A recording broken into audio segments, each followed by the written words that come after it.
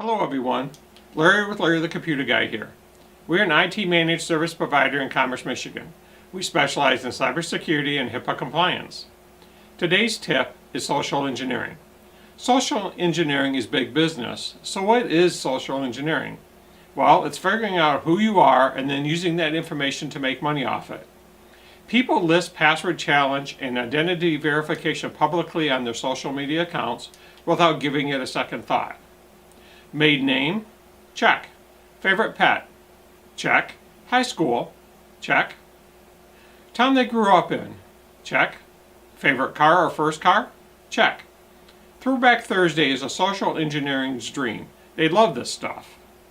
Combat this by not posting that information anywhere online, always giving false identity information to the sites and services that require it. Keep the answer file offline. Remember, if it's a handwritten list, you can still take a photo of it. Please click on the subscribe button located here. Please give us a thumbs up and leave your comments below. Stay safe out there.